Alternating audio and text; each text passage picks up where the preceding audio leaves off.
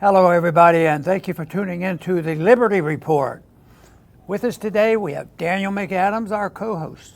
Daniel, good to see you. Happy Monday, Dr. Paul. How are you? Doing well, doing well. Good. Did you have a nice weekend? I did. I really was busy. Yeah. We're cleaning. We're still cleaning up from the I was hurricane. too. Yeah, we were cutting wood, cutting brush all day Saturday. Yeah. Somebody told me a story. It might have, maybe you heard a story, or maybe you told me a story that after a real bad storm, Thomas Massey used the lumber to build a house. No, I think that was in the movie. Yeah. Oh, he's at the movie. Yeah. The movie I didn't see. Yeah. But I kept thinking about that when I was looking at all our trees down.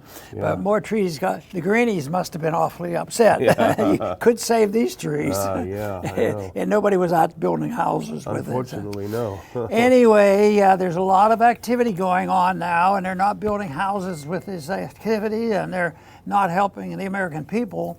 But the troops are on the move. They're moving troops and weapons all around. The markets are shaky.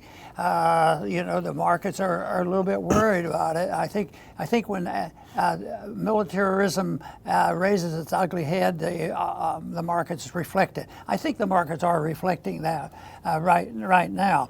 But the number one place they're doing this is the West, us principally NATO and the rest of them, are moving a lot of troops and weapons and navies toward the Middle East, anticipating, I guess, that an escalation. And there's a few incidences that we'll list here that shows that it looks like that's what they're doing. Well, they can't possibly be doing it on purpose, but there's always an ulterior motive. People can get scared. Well, they got to make us safe, or hey, we have to make some money. We have stockholders. Yeah. We got to make use of all this good military, and I think. What was the one thing is that they're doing this, and it reminds me of different episodes over my lifetime that I remember seeing troops moving. And that, of course, was for several years.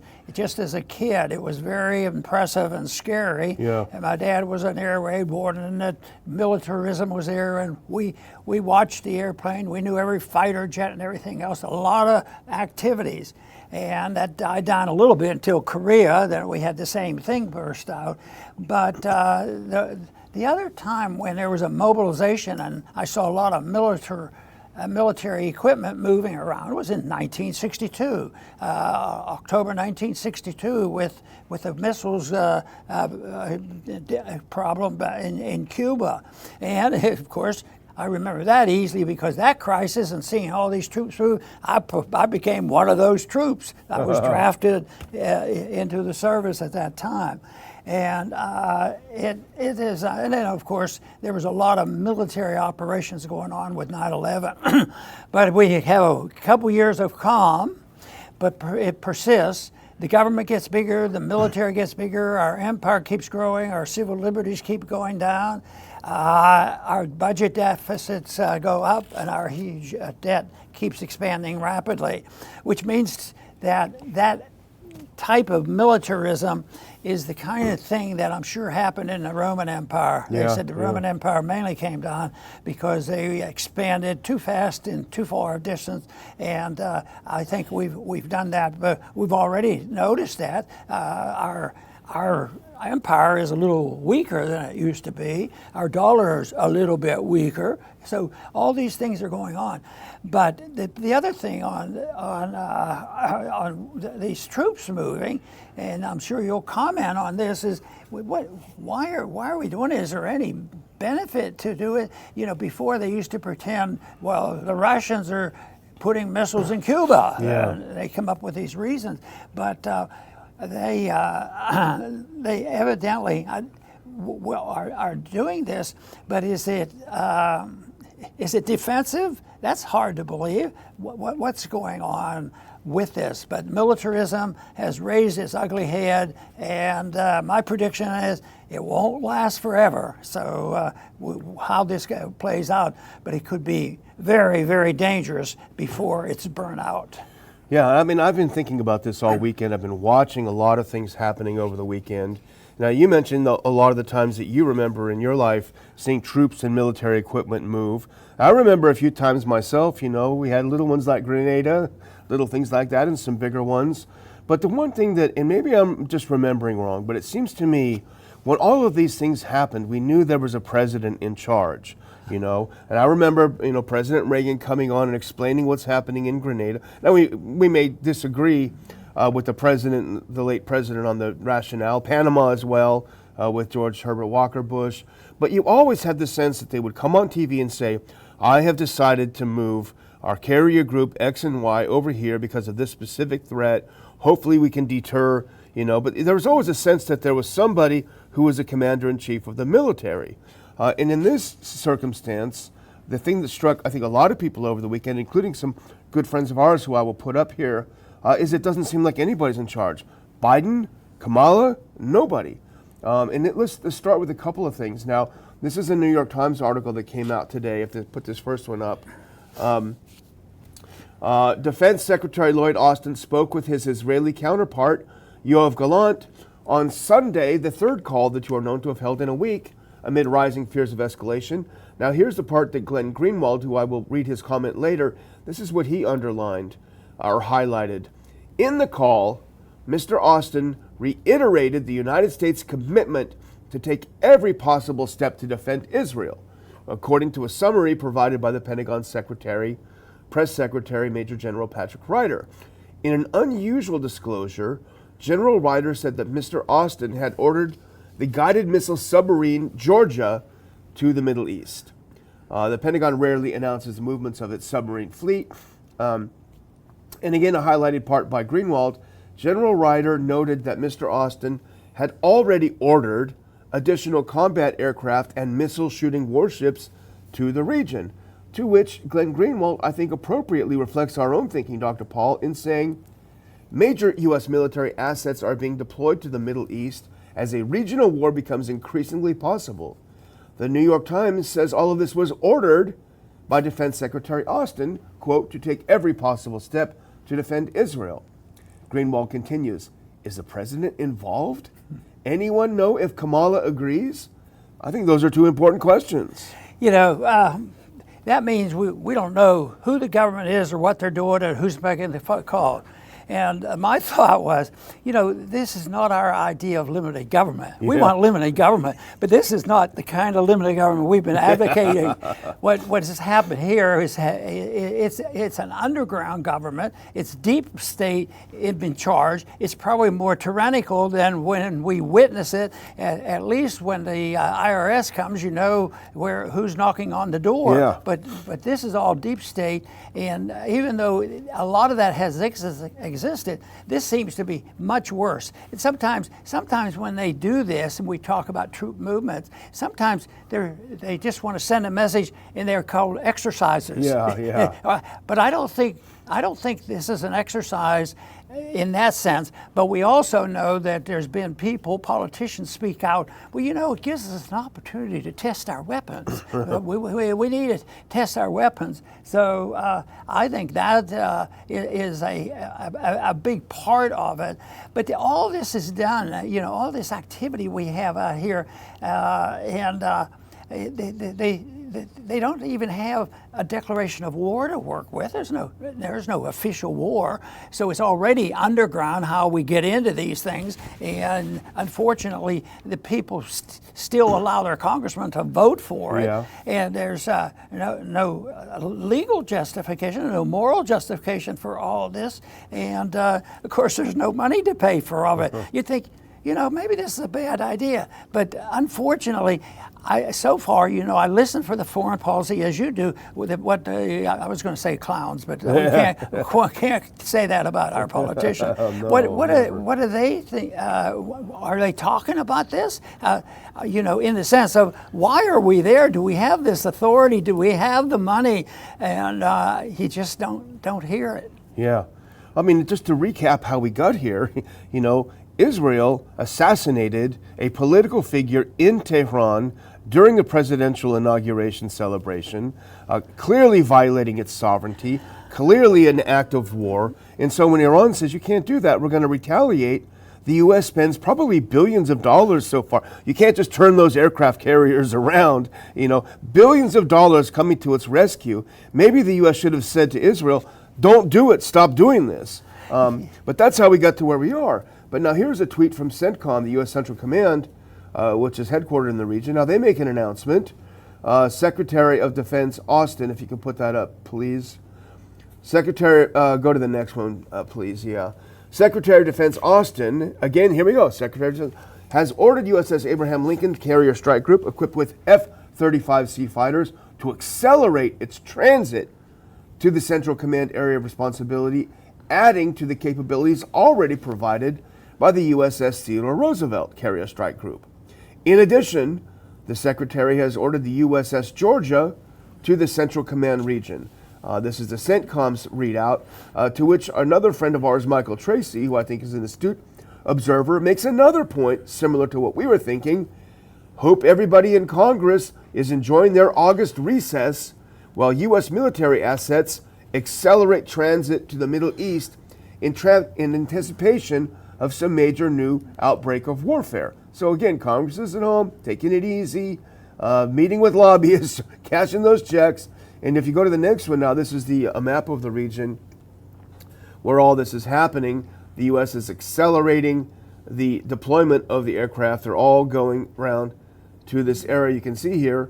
And while all this is happening, Dr. Paul, President Biden is at the helm. He is making serious decisions. Let's have a look at him over the weekend in that next picture. He's just taking it. He shouldn't be disturbed. Yeah, that's right. I'm sure he's planning out some strategy as he lays there. But joking aside, maybe it's just me. This seems bizarre. No, it is.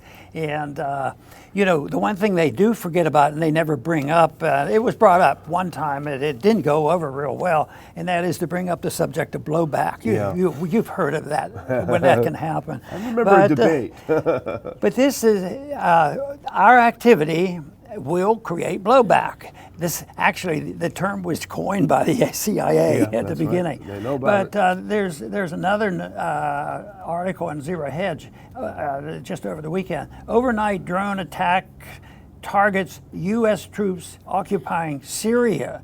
All these other things we're doing, we're trying to occupy them. But we were involved very much in the breaking up and the divvying up of Syria, and we have a big hunk of it. Yeah. But of course, we have the oil, and there's no likelihood of in the next 6 months or a year or two that there'll be troops coming in, Syrian troops, and return it to Syria. That's not even talked about, but that's what they're doing. I think this is going to happen more because there has been attack. There was one against, I think it was in Iraq not too long ago, that we're going to be here. I think that's going to be it. When there's this story about how Israel's going to, how Iran's going to strike back, and I think there's going to be a big increase in the blowback type of attitude, and they may even have them lined up in the different places because they're not going to. There's not going to be World War II invasions on the beaches. I just don't think that's going to happen. So. And the thing is that you have the Syria one now. That's an important one too. They can ramp that up and down whenever they want. These are the militias in the region, the Shia militias in the region. But each one of these, and we're going to talk about another one or two after this, each one of these would be crises sufficient to wake up a president about, hey, this is what's happening. We need to deal with it. Nobody's waking up the president over on the beach. You wouldn't dare. I wanted to bring up the Syria thing because we mentioned it, but it's not in the news. I mean, just think the significance of that. We invaded Syria and we stole their oil, and we didn't need it. So. But that is a shame. But the big ones that most of the people will hear on television, but most people also sleep with Biden. That might be snoozing on the beach. But the Middle East is a big thing. Ukraine is a big thing. Taiwan, there's lots of threats over there, and then we have this thing in Syria. But But when you think that we have troops in over 100, sometimes it's cited 150 countries that we have an involvement. We have a big empire to defend. So if you don't vote for these people who will spend the money, you don't care about America, you know. So people do complain, but it seems like if they can get something which seems to be beneficial, some type of a benefit, business people certainly, that's their whole goal. And other people, you know, all you have to do in order to scare people, and they use the fear-mongering thing, is, oh, if anybody who wants to cut anything, the first thing they're going to do is cut welfare benefits to sick children. Oh, you can't do that, you can't cut anything. So, but it will be cut because, well, it is cut already because the value, they say, well, we're going to increase the output and the giveaways a certain percentage, but they can't keep up with inflation. They'll say, well, the wages are gone they're not allowing people to buy their groceries. So we are going to have either price controls on there or we'll send some money. But the truth is all the attempt to try to help the people who got stuck with the bill, they never can keep up. They cannot keep up when you see the rapid, unpredictable rate of depreciation of the dollar, and that's why we have to face this. That's what's coming, yeah. Well, let's look at a couple of these crises. Now, you mentioned the Syria one. Put this up. So this is something that has been waning and waxing, and it's now waxing because they can do that. They can control. We have these troops sitting over there illegally in Syria, as you mentioned, Dr. Paul, occupying about a third of the country illegally, keeping the water from the people who actually own it and keeping the oil from the people who own it. But they're also sitting ducks. So you talk about caring about the troops, and don't put them in a place where they're sitting ducks, where they're basically their only purpose is to act as tripwires. So you can actually leave that up. So I'm getting to it. So if they're killed, then that will give a justification for war. That's no way to respect the U.S. troops. So anyway, there was attacks over the weekend. There were some last week that we talked about in Iraq, as you pointed out. It said the U.S. military initially said there were no casualties in the attack, but later found minor injuries, including smoke inhalation, and some personnel are being evaluated for traumatic brain injuries. My guess is, Dr. Paul, I'm not a doctor unlike you, but traumatic brain injury does not sound like fun. It does not sound like it's something that you'd want to have in any way, shape, or form. But at the same time this is happening, if you put the next one on, this is from the Cradle, which I highly recommend on the Middle East. At the same time, Dr. Paul, Damascus calls on occupying U.S. forces to stop bombing Syrians and leave the country. It's just the hypocrisy is unbelievable because we talk about the rules-based order, but we're breaking all the rules by illegally occupying the country. And they say, could you guys please stop killing us and would you mind leaving? No, we're staying here. Wasn't Assad, he had to go. He had to go. He's still there. Hanging on. And making friends in the region again. Yeah. But even as this is happening, Dr. Paul, the third one we were going to talk about is this one, if you can put it up. Now, something else is happening, which in itself would be a huge crisis, which is that Ukraine has invaded part of Russia. They are occupying part of Russia right now. Okay, you say, well, there's a war and stuff happens in war. Okay, but they are using U.S. bombs, U.S. military equipment, U.S. guns. And I watched a couple of clips over the weekend where you could hear them speaking English. So they're U.S. mercenaries. So imagine this scenario where Americans are using American weapons in Russia and killing Russians. That is a major crisis. No comment at all from it. And in fact, if you put that clip up, not only are they not pouring water on this fire, they're actually pouring gasoline. Now here's the headline. Pentagon refuses to rule out strikes on Moscow in shocking exchange on Ukraine's incursion into Kursk. They say, hey, this is fine. Let them do it. But that'll be ignored.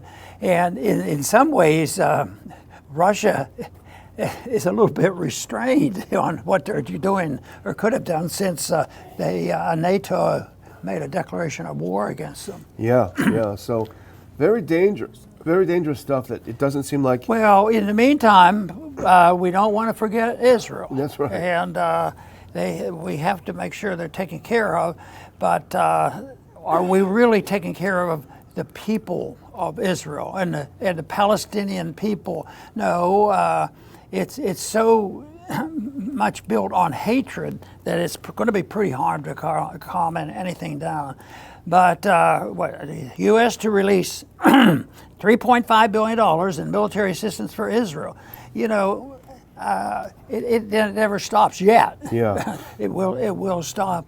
But once again, that is a mess, and it's been going on a long time. And quite frankly, I think internationalism and World War I and World War II contributed a lot to the setup of the borders in the Middle East, and that we've been suffering ever since. Yeah.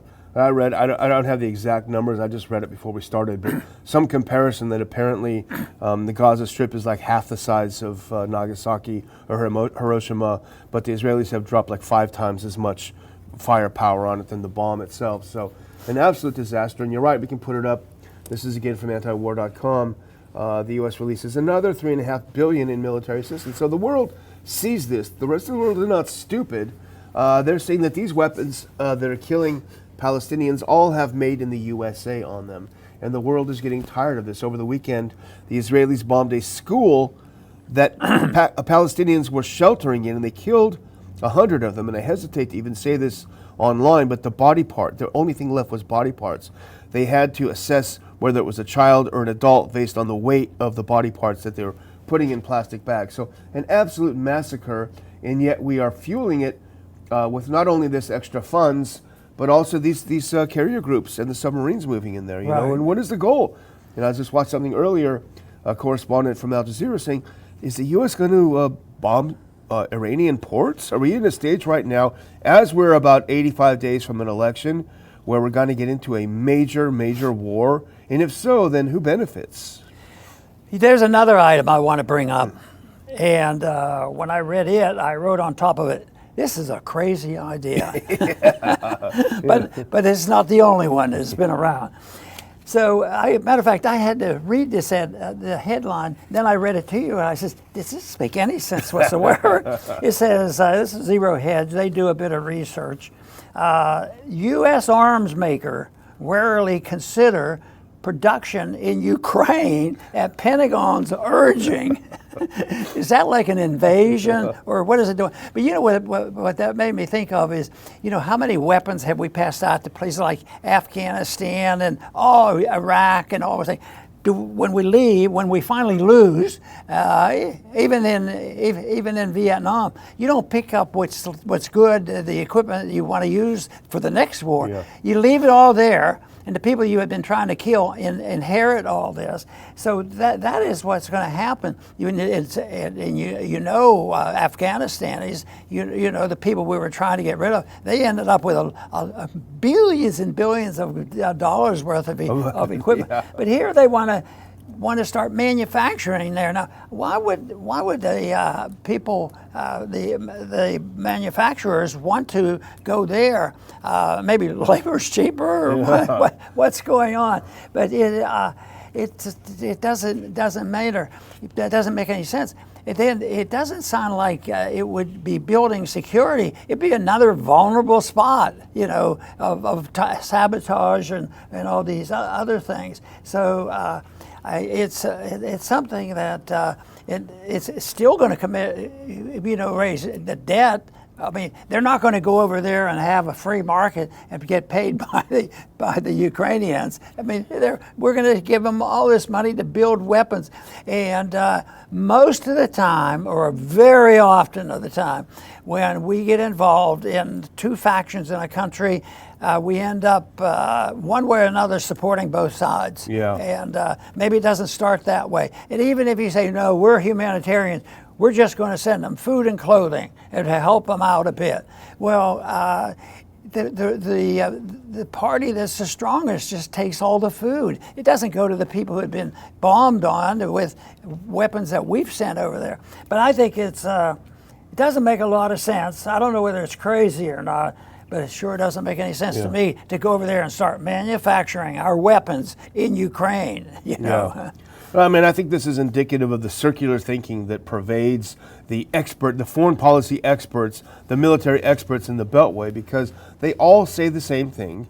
Anyone who says something different is laughed out of the room. They don't want to listen to them, so they're all saying the same thing. And they've all agreed 2 years ago that Ukraine is winning, Ukraine is going to win. So it's only a matter of time before we build these big new factories there, making lots of weapons, making lots of bombs. And, Northrop Grumman and Lockheed Martin are rubbing their hands together in glee, not realizing even an amateur like myself, watching what's happening there, it's clear that Ukraine is not going to win this war. Yeah, they've had a little incursion. Even the pro-Ukrainian people are saying, "Why are you doing that?" But nevertheless, it just reflects the lack of reality-based thinking, to quote Karl Rove, I think it was, that pervades Washington. But the statement that came from Russia after this happened is a very strong statement. They know exactly, and they listed the things that we have done. It's our money, our bullets, our bombs, our drones, and it sounded like they weren't going to easily forget it. Yeah. So. Neither would we. Right. Well, then I'm going to close out. It's a Monday, so I'm going to remind everyone that this is a very good time to get your tickets to the Liberty platform. Put that very last clip up, if you will. If you remember, our conference is coming up in just over 2 weeks in Dulles, Virginia. It's going to be an absolute great lineup. I think with Dr. Paul, I was counting it up. I was trying to do the program over the weekend. We've got 9 speakers. I think it's about the most we've had. And so that means you're going to hear a lot of different perspectives, a lot of different pieces of information.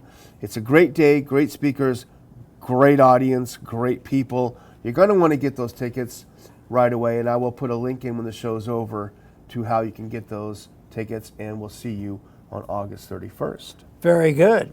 And I expect we'll have a great crowd there. I will become energized because I feel very good about the idea that our message is spreading.